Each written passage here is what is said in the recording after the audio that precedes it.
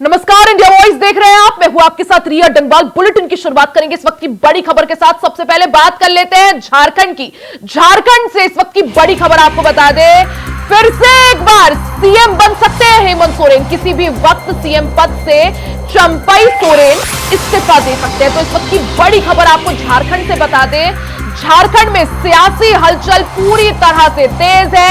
अब से किसी भी वक्त झारखंड के मौजूदा मुख्यमंत्री चंपई सोरेन इस्तीफा दे सकते हैं और पूर्व सीएम हेमंत सोरेन फिर से सत्ता संभाल सकते हैं। आपको बता दें कि अभी 5 दिन पहले ही हेमंत सोरेन जेल से रिहा हुए। तो बड़ी खबर आपको बता दें, सूत्रों के हवाले से बड़ी खबर, अब से कुछ ही देर में मौजूदा मुख्यमंत्री झारखंड के यानी चंपई सोरेन इस्तीफा दे सकते हैं। सूत्रों के हवाले से बड़ी खबर आपको बता रहे हैं, सुबह से ही बैठक का दौर लगातार जारी है। मुख्यमंत्री आवास में बैठक चली, जिसके बाद सूत्रों के हवाले से खबर है कि चंपई सोरेन मुख्यमंत्री पद से इस्तीफा दे सकते हैं और पूर्व सीएम हेमंत सोरेन फिर से सत्ता संभाल सकते हैं। बता दें कि 5 दिन पहले ही हेमंत सोरेन जेल से रिहा हुए हैं, जमानत पर बाहर है और ऐसे में सुगबुगाहट यही है कि किसी भी वक्त फिर से सत्ता हेमंत सोरेन संभाल सकते हैं। आपको बता दें कि सूत्रों के हवाले से खबर आपको बता रहे हैं, झारखंड के मुख्यमंत्री चंपई सोरेन किसी भी वक्त इस्तीफा दे सकते हैं। ऐसे में हलचल पूरी तरह से तेज है। झारखंड में राजनीतिक हलचल तेज हो गई है। सूत्रों के हवाले से खबर बता दें कि पूर्व सीएम हेमंत सोरेन फिर से सत्ता अपने हाथों में ले सकते हैं। बता दें कि 5 महीने पहले जमीन घोटाले से जुड़े मामले में ईडी ने पूर्व सीएम हेमंत सोरेन को गिरफ्तार किया था। गिरफ्तारी से पहले हेमंत सोरेन ने मुख्यमंत्री पद से इस्तीफा दिया था। 5 महीने जेल में रहने के बाद झारखंड हाईकोर्ट ने उनको 5 दिन पहले जमानत दे दी। रिहाई के बाद झारखंड में सियासी पारा पूरी तरह से हाई है। तस्वीरें आपको इस बैठक की दिखा रहे हैं, आप देख सकते हैं तस्वीरों में, एक तरफ हेमंत सोरेन, दूसरी तरफ चंपई सोरेन और बीच में कांग्रेस प्रभारी। तो ये बैठक की तस्वीरें, सुबह से बैठक का ये दौर जारी है। पूर्व सीएम हेमंत सोरेन के आवास पर यह बैठक चली, जिसमें तमाम विधायक मौजूद रहे। जेएमएम, कांग्रेस और इंडी ब्लॉक के सभी विधायक इस बैठक में मौजूद रहे और सूत्रों के हवाले से खबर की बैठक के बाद किसी भी वक्त चंपई सोरेन इस्तीफा दे सकते हैं। ज्यादा जानकारी के लिए सीधा रुख कर लेते हैं संवाददाता अजय कुमार पांडे का। अजय, जिस तरह से बैठक सुबह से चल रही है, बैठक के बाद अब किस तरह की जानकारी निकलकर सामने आ रही है? देखिए, लंबी बैठक चली। बैठक के बाद पहली बैठक में ही सारी चीजें सामने आई कि हेमंत सोरेन को विधायक दल का नेता चुना गया है। और वैसे में जब विधायक दल का नेता चुना गया तो ये स्वाभाविक रूप से ये अंदेशा है कि अब राज्य के मुख्यमंत्री यानी हेमंत सोरेन अब फिर से संभाल सकते हैं, यानी समझ सकते हैं कि सीएम हेमंत सोरेन अब तीसरी बार राज्य के मुख्यमंत्री होंगे। ये देखिए, इसकी आशंका तो ये कल ही से लगाई जा रही थी। जिस प्रकार से कल दुमका में सीएम का कार्यक्रम था, बड़ा योजनाओं की घोषणाएं की, कई योजनाओं का घोषणा किया गया, शिलान्यास करना था। इसके अलावे आज जो है राज्य में नियुक्ति पत्र देना था। उन सारे कार्यक्रमों को सीएम की सारे प्रमुखों को स्थगित करते हुए सीधे हेमंत सोरेन ने उन्हें आवास में बुलाया और लंबी बैठक के लिए। और बैठक में इस बात की ये चर्चा अचानक कुछ चीजें बुलाई गई कि सारे विधायकों को और इंडिया गठबंधन के तमाम विधायकों को शामिल किया जाए, बैठक में शामिल किया। तो इससे ये संदेशा लग गया था कि कल ही कि हेमंत यानी सीएम का चंपई सोरेन का हो सकता है, यानी आप इस्तीफा दे सकते हैं। तो ये आज तस्वीरें लगभग सारी तस्वीर जो है लगभग तय मानी जा रही है। थोड़ी देर में चंपई सोरेन जो है इस्तीफा दे सकते हैं। क्या माना जाए अजय, कितना और इंतजार? ये बिल्कुल, देखिए, राज्यपाल अभी नहीं है। राज्य में जो 3 दिनों से राज्यपाल नहीं है वो पांडिचेरी में है। और वैसे में आज ये आशंका जताई जा रही थी कि आज शाम 6:30 बजे तक पहुंचेंगे, लेकिन अभी जो सूत्रों से जानकारी मिली है कि कल सुबह तक राज्यपाल झारखंड लौटेंगे। इसके बाद सारी चीजें होगी। वो अब क्या है कि झारखंड आने के बाद अब जो चंपई सोरेन अपने इस्तीफा राज्यपाल को सौंपेंगे और ये अपने बहुमत राजभवन में पेश करेंगे। तो ये निश्चित रूप से जो सूत्रों से जो जानकारी मिली है, ये शुक्रवार का यह तिथि तय किया गया, यानी अब वो जो शुक्रवार को हेमंत सोरेन सीएम के लिए अब क्योंकि पद ग्रहण कर सकते अजय, हैं। झारखंड में विधानसभा चुनाव होने में 3-4 महीने का ही महज समय रह गया है। अब ऐसे में सत्ता फिर से हेमंत सोरेन के हाथों में आना बीजेपी के लिए यहाँ पर कितनी बड़ी टेंशन? जी देखिए, बीजेपी के लिए जैसे बीजेपी के लिए एक बनाया हुआ मुद्दा मिल गया है। आप समझ सकते हैं कि जिस प्रकार से एक आदिवासी चेहरा को जिस प्रकार से बहुखूबी से चंपई सोरेन ने राज्य को संभाल रखा था, आपने देखा होगा कि वो अब लगातार 5 महीनों से एक के बाद एक लगातार जो जन कल्याण योजनाओं की घोषणा की और जन कल्याण को उपयोगी के राज्य में करने के काम किया, तो निश्चित रूप से किसी प्रकार का विवाद उन पर नहीं हुआ और काफी तरीके से उन्होंने राज्य को चलाया है। वैसे में अब एक आदिवासी चेहरा को फिर कुछ समय के लिए, यानी अब समझिए कि 3 महीने हैं अब राज्य किसी भी मुख्यमंत्री के लिए पद के लिए, वैसे में चंपई सोरेन को अब यानी अब उनसे इस्तीफा दिला करके और सत्ता अपने सामने रखना तो निश्चित रूप से बीजेपी के लिए एक बना मुद्दा होगा। अभी इस राज्य में विधानसभा चुनाव में निश्चित रूप से बीजेपी आदिवासी वोटर्स के लिए वो एक बड़ा मुद्दा के रूप में बन जा सकती है। बिल्कुल, यानी इंतजार इसी चीज का कि आखिर कब चंपई सोरेन इस्तीफा देते हैं, क्योंकि सूत्रों के हवाले से ये खबर लगभग पक्की मानी जा रही है कि कुछ ही देर में चंपई सोरेन अपना इस्तीफा जो है सौंप देंगे, फिर से सत्ता वापस हेमंत सोरेन के हाथों में। और उसके बाद किस तरह से सियासी हलचल तेज होती है, साथ ही किस तरह से गणित जो है बदलती है, उस पर सभी की निगाहें। अजय, आप नजर बनाए रखिएगा, आगे भी आपसे जानकारी लेंगे। बहुत शुक्रिया फिलहाल के लिए।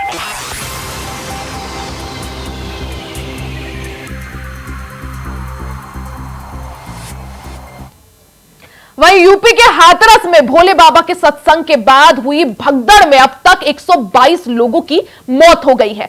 4 जिलों जिसमें हाथरस, अलीगढ़, एटा और आगरा में रात भर शवों का पोस्टमार्टम हुआ। वहीं इसको लेकर सीएम योगी ने बुधवार को हाथरस वो पहुंचे, जहां जिला अस्पताल में उन्होंने घायलों से मुलाकात की और घटनास्थल भी पहुंचे और घटनास्थल का जायजा लिया। अफसरों से पूरे हादसे की जानकारी ली। इसके बाद प्रेस कॉन्फ्रेंस करते हुए सीएम योगी आदित्यनाथ ने कहा कि यह हादसा साजिश जैसा है, लोग मरते गए, सेवादार वहां से भाग गए। उन्होंने ना तो प्रशासन को सूचना दी और ना ही मदद के लिए अपील की। प्रशासन की टीम जब पहुंची तो सेवादारों ने उन्हें आगे जाने नहीं दिया। हमने भी कुंभ जैसे बड़े आयोजन किए हैं, लेकिन ऐसी चीजें नहीं आई। जांच के लिए फिलहाल आपको बता दें कि एसआईटी का गठन किया जा चुका है। हाईकोर्ट के रिटायर्ड जज, पुलिस के सीनियर रिटायर अफसर भी टीम में मामले की जांच करेंगे। इस कार्यक्रम में जो सज्जन वहां पर अपना उपदेश देने के लिए आए थे, उनका कार्यक्रम या उनकी कथा संपन्न हुई तो कथावाचक के मंच से उतरने के बाद जीटी रोड में जैसी उनका काफिला आया था तो उन्हें छूने के लिए जब महिलाओं का एक दल उधर बढ़ा तो उनके पीछे पीछे भीड़ गई और इसी के बाद वे एक दूसरे के ऊपर चढ़ते गए। सेवादार भी लोगों को धक्का देते रहे, जिसके कारण दोनों ओर, जीटी रोड के दोनों ओर और जीटी रोड के अंदर भी ये सब हादसा वहां पर होता हुआ दिखाई दिया। इसका सबसे दुखद पहलू यह था कि इस प्रकार के आयोजन में जो सेवादार प्रशासन को अंदर घुसने नहीं देते,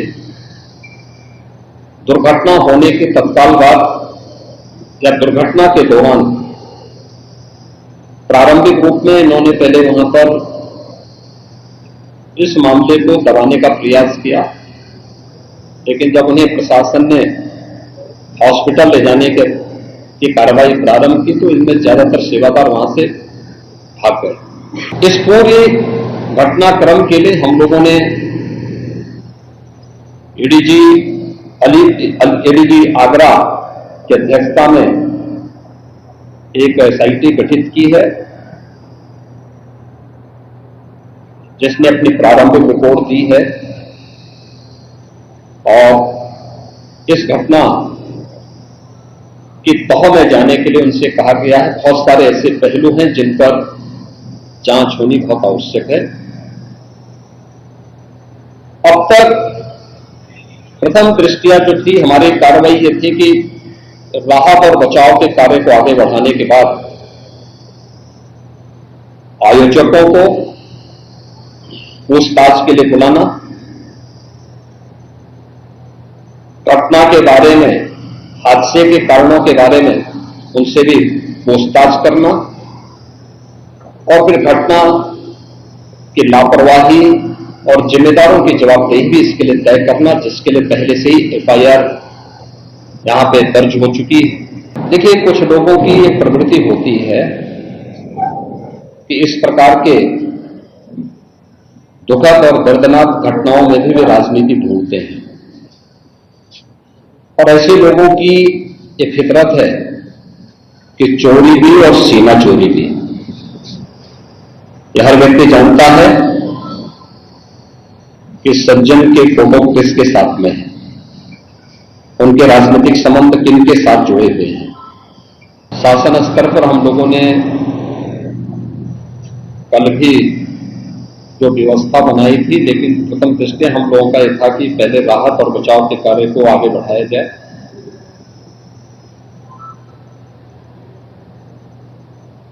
इस पूरी जो अभी हादसा है, इस हादसे में 121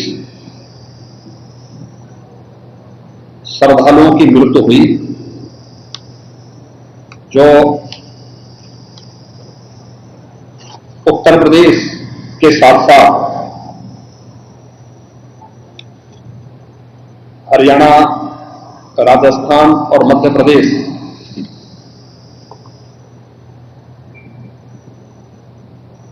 से भी जुड़े हुए थे।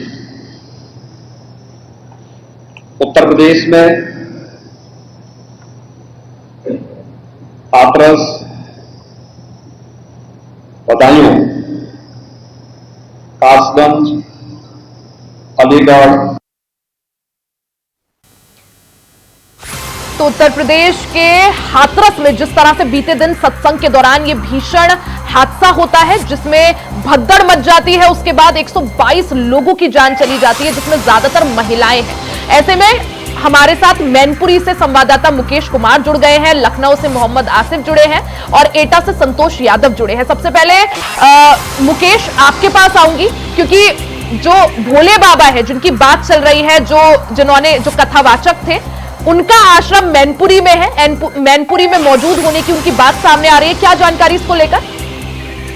बिल्कुल, आपको बता दें मैनपुरी में उनका ये फोन की जो लोकेशन है वो सीधीआर निकल कर आई है, फोन स्विच ऑफ उनका हुआ है और यही इसी आश्रम की मैं गेट पर खड़ा हूँ। इसी आश्रम के अंदर लाल रंग की कुटिया बनी, उसके अंदर बाबा जी मौजूद हैं, मगर यहाँ के प्रशासन के लोग और अधिकारी चीज की पुष्टि नहीं कर रहे। मगर सीडीआर की जो लोकेशन निकल कर आई है, अपने सूत्रों से जो हमने डाटा एनालिसिस किया उसमें लोकेशन निकल गया है। सीडीआर जो बाबा का आखिरी जो लोकेशन समय है वो यहाँ अंदर का आश्रम का बताया जा रहा है। जिसके बाद अन्य जो आपकी बात बता दें कि यहाँ एक जो आश्रम है बाबा का, ये 21 बीघा में जमीन में स्थापित किया गया है। दान में किसी ने जमीन दी है और जहाँ दानदाताओं की जो सूची है वो भी काफी लंबी है। मंदिर के गेट पर ही एक सूची बनाई गई है, जिसको लेकर हम अपने सहयोगी से कहेंगे कि जो बाबा जी जो आश्रम का गेट है उसको देखिए गोल्डन कलर से पेंट किया गया है। जिसके बाद यहाँ ऊपर लिखा है नारायण साकार विश्व हरि संपूर्ण ब्रह्मांड में सर्जयकार हो। अब दानदाताओं की बात की जाए, क्योंकि करोड़ों की संपत्ति आखिर बाबा ने अर्ज कैसे की है और ये अर्ज की लिस्ट है 2 लाख से 3 लाख। सवाल ये भी, कई सारे अब जो राजनेता है, जब उनका इस मामले पर बयान सामने आ रहा है तो बाबा के ऊपर ये बात भी चल रही है कि 3 साल पहले भी कई मुकदमे चले थे। जी बिल्कुल, इलाहाबाद जनपद में इन पर एक मुकदमा दर्ज किया गया क्योंकि पुलिस विभाग में हेड कांस्टेबल तो है और एलआईयू में भी इन्होंने कुछ समय नौकरी की है। जिसके बाद अभी उन पर आगरा, इटावा और इनके यूपी के कई जनपदों में मुकदमे दर्ज हैं, जिसमें एक मुकदमा छेड़छाड़ का आगरा में बताया गया। आगरा में एक लड़की को जिंदा करने का एक आरोप लगाया गया। इस मुकदमा इन पर पंजीकृत किया गया है, जिस पर पुलिस अब शायद तफ्तीश कर रही है। मगर जो 121 मौतें हुई हैं, आखिर इसका जिम्मेदार कौन है? जब आयोजन सफल हो गया, आयोजन के उनके जो कमांडो थे उनके द्वारा धक्का मुक्की होने के बाद जो मुख्य कारण है, जो श्रद्धालु थे, जो श्रद्धालु थे उनसे मिलने की कोशिश कर रहे थे, उसमें धक्का मुक्की हुई। उसके बाद भगदड़ मच गई और भगदड़ मचने के बाद वहाँ इतना प्रशासन का पुख्ता इंतजाम नहीं था जो इतनी बड़ी भीड़ को रोक सके और कंट्रोल कर सके, नहीं तो घटना ना होती। क्या माना जाए मुकेश, क्या जिस तरह से आपने बताया कि बाबा शायद अभी अंदर ही आश्रम में मौजूद है, बाहर की बात करें तो किस तरह से सुरक्षा व्यवस्था के इंतजाम, क्या पुलिस फोर्स कितनी संख्या में वहां पर तैनात किया गया, हलचल किस तरह से? जी, यहाँ 2 सीओ की ड्यूटी लगाई गई, करल सीओ संतोष कुमार सिंह और कुरावली सीओ जो संजय वर्मा जी उनकी ड्यूटी लगाई गई है। कई थानों का फोर्स यहाँ ड्यूटी पर तैनात किया गया है। हमसे सहयोगी कहेंगे जो मुख्य गेट है जो आश्रम का, उस पर एक गाड़ी तैनात की गई है। इनको 3 जो सेंट्रल आश्रम को पूर्ण रूप से पुलिस ने अपने सर्किल में ले रखा है, किसी को अंदर आने की जाने की अनुमति नहीं है। लेकिन कुछ तस्वीरें जो हमारे द्वारा उपलब्ध कराई गई है चैनल को, उसमें साफ तौर से दिख रहा है कि अंदर गाड़ियां खड़ी हुई हैं। जो गाड़ियां खड़ी हुई वो कहीं पूछताछ यहाँ पर की जाएगी, क्योंकि बात यही आ रही थी, इससे पहले भी बयान सामने आया था पुलिस अधिकारी का कि बाबा से भले हालांकि उनका नाम एफआईआर में नहीं है लेकिन पूछताछ की जाएगी उनसे। तो क्या पूछताछ अभी होगी या इसके बाद का समय कुछ? रिया जी, आपको बता दें कि ये पूछताछ होना तो बात की बात है, मगर अभी जो सीबीआर की लोकेशन आ गई उसके बाद यहाँ के जिला प्रशासन के लोग हाथ पैर फूल गए हैं, क्योंकि यहाँ न होना और होना इस चीज का बहुत बड़ा संबंध बना हुआ। 24 घंटे हो गए हैं, 24 घंटे के बावजूद भी बाबा आश्रम में मौजूद हैं। उनकी सीबीआर लोकेशन जो निकल कर आई उससे यह पुष्टि होगी कि बाबा यहीं मौजूद है और इसके बाद उनसे पूछताछ होगी या नहीं, क्योंकि मुख्यमंत्री योगी आदित्यनाथ जी ने हाथरस में जो पीसी की है, प्रेस वार्ता की है, उसमें कहा है कि न्यायाधीश जांच कराई जाएगी, उसके लिए टीम गठित कर दी गई है। जिसके बाद अगर कोई यहाँ निकलते हैं, अगर भोले बाबा यहाँ से निकलते हैं तो पूछताछ के लिए तो अगर संभव होगा तो की जा सकती है। वैसे मुझे तो नहीं लगता, क्योंकि एफआईआर में उनका नाम नहीं रखा गया है। बिल्कुल, जिस तरह से लगातार जो है इस मामले को लेकर अब सियासत भी गर्मा गई है। पहले भी, इससे पहले हमने देखा किस तरह से भोले बाबा पर जो है 3 साल पुराने मुकदमे का आरोप यहां पर लगाया गया। उसके बाद इस तरह से मामला, और सवाल यही बरकरार कि आखिर इस हादसे का जो भगदड़ मची, उसके बाद 122 लोगों की जो जान गई, उसका जिम्मेदार कौन? मुकेश, आऊंगी आपके पास, बने रहिएगा। एक बार मोहम्मद आसिफ का रुख कर लेते हैं। मोहम्मद आसिफ, जिस तरह से मुख्यमंत्री योगी आदित्यनाथ हाथरस पहुंचे, मौके का जायजा लिया, घटनास्थल पहुंचे, उसके बाद अस्पताल भी पहुंचे, जो गंभीर रूप से घायल थे उनसे मुलाकात की, बातचीत की, अधिकारियों को दिशा निर्देश दिए।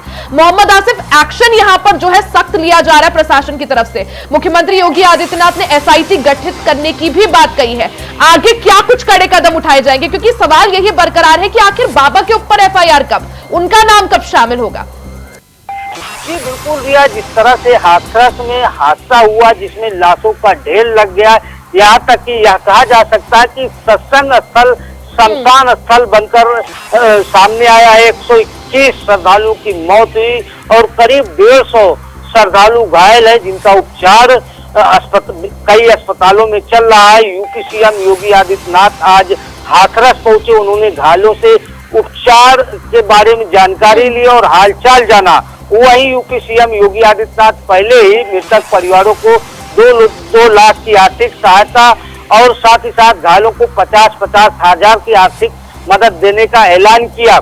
इसके बाद यूपी सीएम योगी आदित्यनाथ ने घायलों का हालचाल जानने के बाद अधिकारियों के साथ एक अहम बैठक की। इसमें जो सत्संग में जो हादसा हुआ उसको लेकर गहन मंथन किया और जिस तरह से जो रिपोर्ट और तथ्य सामने आए हैं जो तथ्य सामने आए उसमें कहीं न कहीं बड़ी लापरवाही भी सामने आई है। रिया, बता दें कि जिस तरह से एसडीएम की जो रिपोर्ट है वह काफी चौंकाने वाली आई है। यह रिपोर्ट अब यूपी सीएम योगी आदित्यनाथ के पास भी पहुंच चुकी है। रिपोर्ट में साफ तौर पर एसडीएम ने लिखा है कि यहाँ पर करीब 2 लाख की भीड़ थी और भोले बाबा का चरण रज लेने के लिए श्रद्धालु उनके पास पहुंचे, जो महिलाएं थी उनके पास पहुंची। इस दौरान जो बाबा के कमांडोज थे उन्होंने धक्का मुक्की शुरू कर दी और भगदड़ मच गई और हादसे की यही वजह भी बन गई। साथ ही अगर मुख्यमंत्री योगी आदित्यनाथ ने जिस तरह से प्रेस कॉन्फ्रेंस की, उन्होंने उसमें भी कहा कि जो वहां पे जो प्रबंधन था, बाहर प्रशासन तक इस बात की सूचना नहीं दी गई कि वहां पर जो है इतना बड़ा हादसा हो गया है, भगदड़ मच गई, लोग जो थे वो घायल हो गए। इस बात की सूचना प्रशासन तक काफी देर में पहुंची और जब प्रशासन पहुंचा तो मौके में उन्हें मदद नहीं करने दी गई।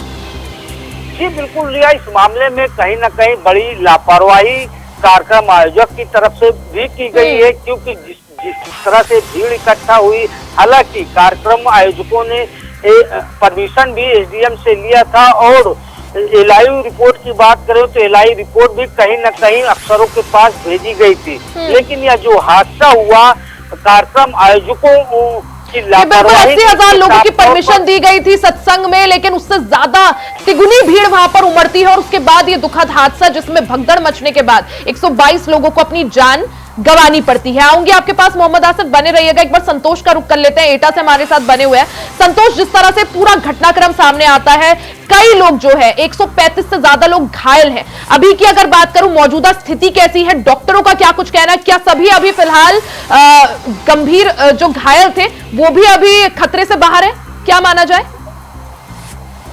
देखिए, अगर घायलों की बात की जाए तो निश्चित ही जो घायल हैं वो खतरे के बाहर जरूर है, मगर सभी का इलाज डॉक्टरों की टीम के अंदर किया जा रहा है।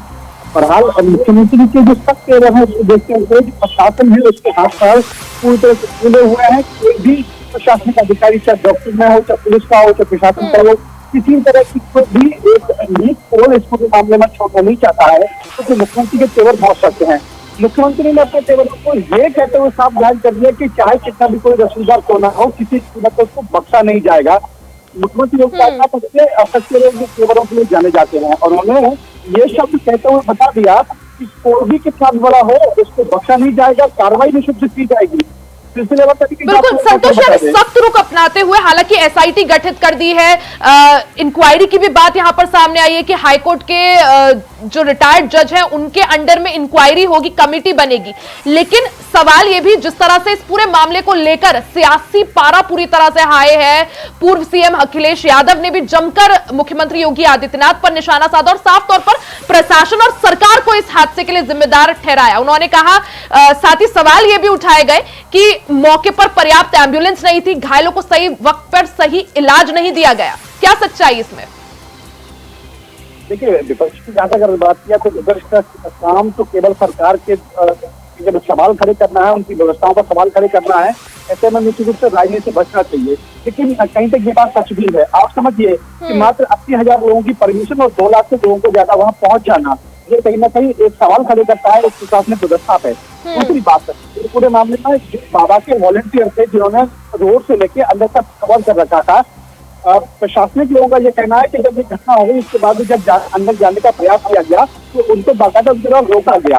तो कहीं ना कहीं प्रशासनिक व्यवस्था थी, उनको एक चुनौती दी जा रही थी इस पूरे वॉलंटियर द्वारा, जो बाबा के खुद थे। हालांकि बाबा कब तक जब में गिरफ्तारी में आ गया तब तक उनसे पूछताछ हो पाएगी। लेकिन ये तो कोई सच बात है कि इस पूरी घटना का सूत्रधार केवल एक है, वो है भोले बाबा, और वो अब तक पुलिस की गिरफ्त से और पूछताछ की गिरफ्त से पूरी तरह से बाहर है। बिल्कुल, यानी हालांकि यहां पर सख्त रुख अपनाते हुए मुख्यमंत्री योगी आदित्यनाथ ने प्रेस कॉन्फ्रेंस भी की, मौके पर पहुंचे, जायजा भी लिया, घायलों से भी मुलाकात की। लेकिन सवाल यही कि आखिर इतने बड़े हादसे का जिम्मेदार कौन, और जो जिम्मेदार है आखिर उन्हें कब सजा मिलती है, कब वो पुलिस की गिरफ्त में यहां पर आते हैं? मोहम्मद आसिफ, संतोष और मुकेश, आपका तीनों का ही बहुत बहुत शुक्रिया तमाम जानकारी के लिए।